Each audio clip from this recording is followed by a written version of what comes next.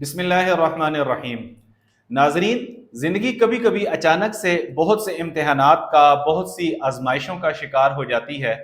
انسان ایک مصیبت سے نکلتا ہے تو دوسری میں پھنس جاتا ہے، دوسری سے نکلتا ہے تو تیسری میں پھنس جاتا ہے۔ کچھ ایسا ہی ہوا ہمارے ساتھ۔ ایک مختصر سے سفر کی دلچسپ روداد آپ کو سناؤں گا اس ویڈیو میں۔ ہماری تشکیل ہوئی 2008 کی بات ہے یہ۔ کوئٹہ شہر میں ہمارا جانا ہوا تو ہمارے ایک دوست ہیں جو گاڑیوں کا کام کرتے ہیں۔ مختصر ترین کر کے آپ کو سناؤں گا تاکہ ویڈیو زیادہ طویل نہ ہو۔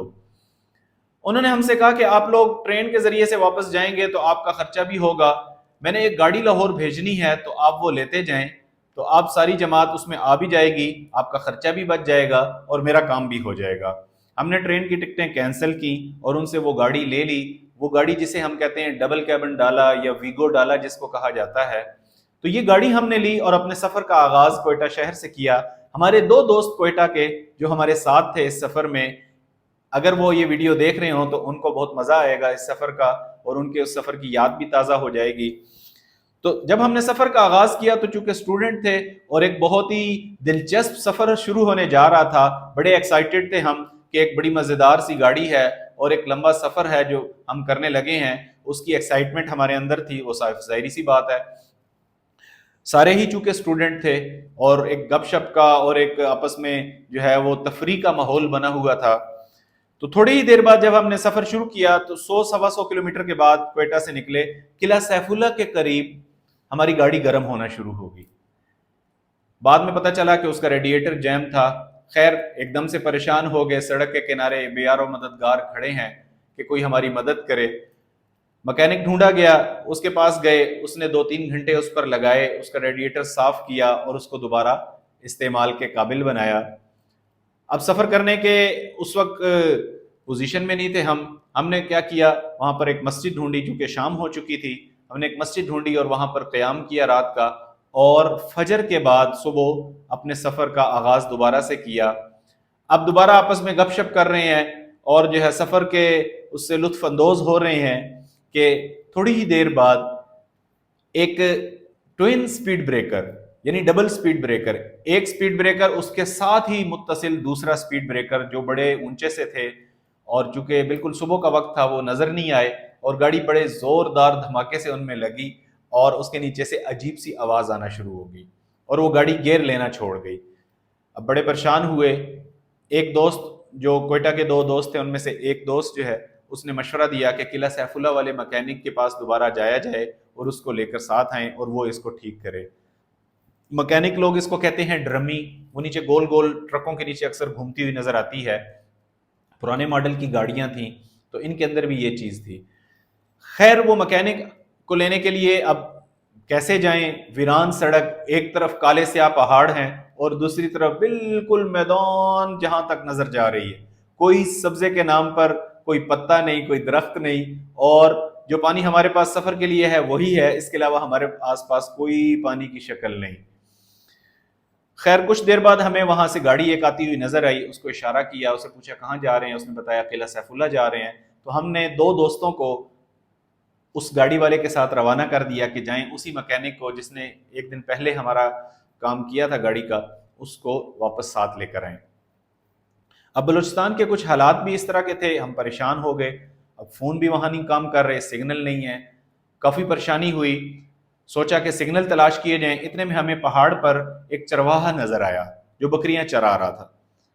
بڑی مشکل سے پہاڑی چڑھے، اگرچہ وہ چھوٹی سی پہاڑی تھی لیکن چونکہ گرمی کا موسم تھا تو جب اس کے پاس پہنچے، اسے پوچھا کہ یہاں کہیں سگنل ہیں، تو اس نے سامنے اشارہ کیا کہ بھئی یہاں اس پہاڑ پر، چونکہ ہمیں وہ بروہی زبان یا بلوچی زبان یا پشتو بھی نہیں آتی تھی، ایک دوست صرف جن کو پشتو آتی تھی، تو انہوں نے اشارہ کیا کہ سامنے جو پہاڑ ہے یہاں پر آپ چلے جائیں، یہاں پر سگنل آتے ہیں۔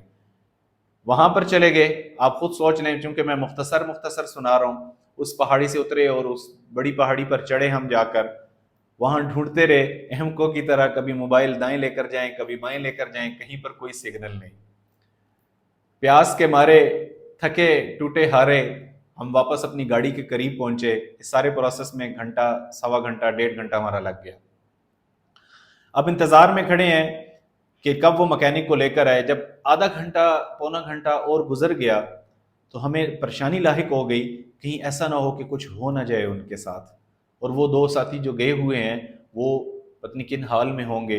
اتنے میں ہمیں ایک گاڑی نظر آتی ہوئی، بڑی سپیڈ سے مٹی اڑاتی ہوئی آ رہی تھی، جس کو ڈاٹسن کہا جاتا ہے۔ خیر اس کو اشارہ کیا، اس میں دو بڑی عمر کے افراد بلوچی ہی تھے، وہ بیٹھے ہوئے تھے، ایک چلا رہا تھا، ایک ڈرائیور کے ساتھ بیٹھا تھا۔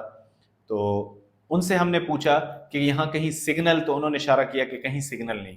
اب دوسری آپشن میرے ذہن میں فوراً آئی، تو میں نے ان سے پوچھا کہ پی سی او، کہ کہیں پی سی او ہے، تاکہ پی سی او سے کم از کم ہم ان سے کال پر ان کی خیر خیریت تو دریافت کر سکیں کہ مکینک ملا یا نہیں ملا یا کیا صورتحال ہے۔ تو انہوں نے ہمیں اشارہ کیا کہ آپ بیٹھ جائیں، ہم آپ کو پی سی او پہ اتار دیں گے۔ ایک مصیبت ختم ہوئی، دوسری مصیبت، دوسری ختم ہوئی، تیسری مصیبت۔ وہ ہمیں لے کر پہاڑیوں کی طرف بڑی تیزی سے چلنا شروع ہو گئے، گرد اڑاتے ہوئے، مٹی اڑاتے ہوئے۔ جب تھوڑی دیر چلتے رہے، 10 منٹ تقریباً گزر گئے، کوئی آبادی، کوئی شہر، کچھ بھی نظر نہیں آیا، اور ہم مین سے دور ہوتے چلے جا رہے ہیں۔ تو مجھے تشویش لاحق ہوئی کہ یہ ہمیں کہاں لے کر جا رہے ہیں۔ تو میں نے دروازہ تھوڑا سا کھٹکایا، چونکہ باہر بیٹھے تھے ہم اوپن میں نے ان کی گاڑی کا دروازہ تھوڑا سا کھٹکایا اور ان سے کہا کہ پی سی او، کہ کہاں ہے پی سی او؟ تو انہوں نے بڑے غصے سے کہا کہ مخ کے، اپنی زبان، ان کا ایکسنٹ ہی ایسا ہے کہ ایسا لگتا ہے کہ بڑے غصے میں بات کر رہے ہیں۔ خیر تھوڑی دیر چلتے رہے، پھر دوبارہ تشویش لاحق ہوگی کہ اب پتنی کیا بات ہے، پی سی او کہاں رہ گیا، آبادی کوئی نہیں آ رہی، کہیں ہمیں اٹھا تو نہیں لیا انہوں نے، کچھ ڈر محسوس ہوا۔ تو دوبارہ سے ہمت کی اور دوبارہ سے ان کی گاڑی کا دروازہ کھٹکھٹایا۔ اب دوبارہ پوچھا کہ پی سی او، تو پھر انہوں نے بڑے غصے سے جواب دیا کہ مخ کے، کہ آگے ہے، پشتوں میں جواب دیا۔ خیر تھوڑی دیر اور گاڑی چلتی رہی، اور آگے جا کر ایک پی ایس او کا پرانا سا پیٹرول پمپ تھا، وہاں پر اس نے اتار دیا اور کہنے لگا دا پی سی او دے، کہ یہ پی سی او ہے۔ اب آپ سوچیں کہ ہمارے ساتھ کیا بیتی ہوگی۔ ہم وہاں پر اترے، وہاں ایک نلکا لگا ہوا تھا پرانا سا، اسے ہاتھ منہ دھویا اور پانی پیا، اور اس کے بعد پیدل واپس اپنی گاڑی کی طرف چل پڑے، کیونکہ راستہ ہمیں یاد تھا کہ اس راستے سے ہم آئے ہیں۔ 3 دوست تھے، ہم آپس میں بات چیت کرتے اور بلوچستان کی گرمی کو انجوائے کرتے ہوئے ہم گھنٹہ سوا گھنٹہ میں، 1.5 گھنٹہ میں تقریباً، کچھ اس طرح ہی تھا کم و بیش، ہم وہاں پہنچے اپنی گاڑی کے پاس۔ جو ہی ہم پہاڑی کے اوپر پہنچے، دور سے ہمیں اپنی گاڑی بالکل مختصر سی نظر آ رہی تھی۔ اب ایک اور مسئلہ ہو گیا کہ گاڑی کے آس پاس کوئی بندہ نظر نہ آئے۔ ایک دم سے ڈر گئے کہ پتنی یہ لوگ کہاں چلے گئے، ان کو کسی نے کوئی نقصان نہ پہنچا دیا ہو، کوئی لے نہ گیا ہو ان کو ساتھ۔ آہستہ آہستہ گاڑی کے قریب پہنچتے گئے، جب وہ گاڑی آہستہ آہستہ بڑی ہوتی گئی، جب قریب پہنچے تو دیکھا بلوچستان کی گرمی آگ برسا رہی تھی، اور وہ جو 5 احباب وہاں پر تھے وہ گاڑی کے نیچے لیٹے ہوئے تھے، اس لیے ہمیں دور سے نظر نہیں آ رہے تھے۔ خیر اسی دوران جو مکینک کو لینے گئے تھے وہ بھی پہنچ گئے، اور اللہ نے کیا ہماری گاڑی دوبارہ سے ٹھیک ہو گئی، اور ہم نے اپنے سفر کو دوبارہ سے شروع کر دیا۔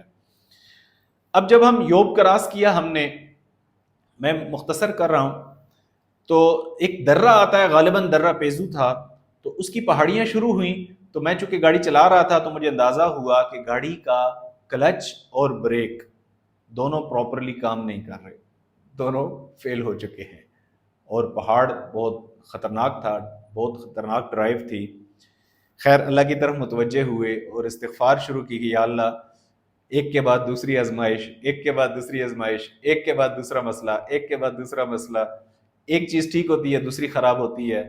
مسلسل استغفار کرتے رہے تو اللہ نے کیا ڈیرہ اسماعیل خان مرکز ہم پہنچ گئے، جہاں ہمارے ایک بہت قریبی دوست، بہت ہی عزیز، بہت ہی محسن اور بہت باصلاحیت عالم، انہوں نے ہمارا اکرام کیا ہوا تھا۔ بہت ہی خوبصورت ڈیرہ اسماعیل خان کی ڈش جس کو کہتے ہیں صحبت، وہ انہوں نے ہمیں، اور بڑی ایک یادگار قسم کی دعوت انہوں نے کی۔ خیر ہم نے وضو کیا اور سب سے پہلے صلاۃ التوبہ پڑھی، صلاۃ الشکرانہ پڑھی، اور صلاۃ الحاجت اگلے سفر کے لیے پڑھی۔ تو جب زندگی میں کبھی ایسا ہو تو کیا کرنے کی ضرورت ہے؟ اللہ کی طرف متوجہ ہونے کی ضرورت ہے۔ اللہ ہی کی ذات ہے جو تمام مسئلوں کو حل کرنے والی ہے۔ دنیا کا کوئی مسئلہ اللہ کی ذات کے سامنے مسئلہ نہیں ہے۔ اگر اللہ رب العزت کی ذات ساتھ ہو جائے تو کوئی مسئلہ نہیں رہتا، وہ مسئلہ خود بخود ختم ہو جاتا ہے۔